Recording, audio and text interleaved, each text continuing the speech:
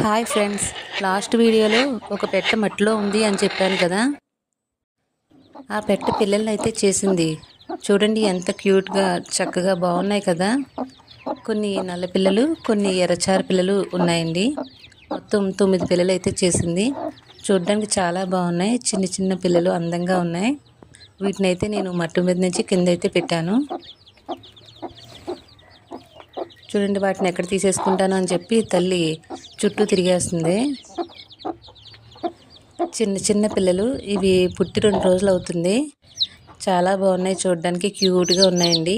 వాటిని 2 డేస్ చొప్పున కిందకి దించి పెడుతున్నాను. వాటికి ఫస్ట్ బెల్లం వాటర్ కానీ లేదా పసుపు వాటర్ కానీ పెట్టాలి. ఫుడ్ కింద అయితే కొన్ని చాలా చిన్న నూకలు లేదా చిన్ని గంటలు ఉంటాయి కదా, అవన్నీ పెట్టచ్చండి. చూడండి, మొత్తం 9 పిల్లలు అయితే చేసింది. కింద దింపిన తర్వాత తల్లి అయితే చూసుకుంటుంది. తర్వాత గంపలో పెట్టేశానండి. అలాగే ఈరోజు నేను గుడ్లు పచ్చిరొయ్యలు కూర అయితే వండాను. చాలా బాగుందండి కర్రీ. స్పైసీగా, చాలా టేస్టీగా, యమ్మీగా ఉంది. చాలా బాగుంది కర్రీ అయితే. మీకు చూపిద్దామని ఈ వీడియో పెట్టాను. చూడండి ఎంత బాగున్నాయి పచ్చిరొయ్యలు. చాలా టేస్టీగా కుదిరింది. ఈ వీడియో కనుక మీకు నచ్చినట్లయితే నా ఛానల్ని సబ్స్క్రైబ్ చేసుకోండి. ఈ వీడియోకి లైక్ చేయండి. Thank you for watching friends.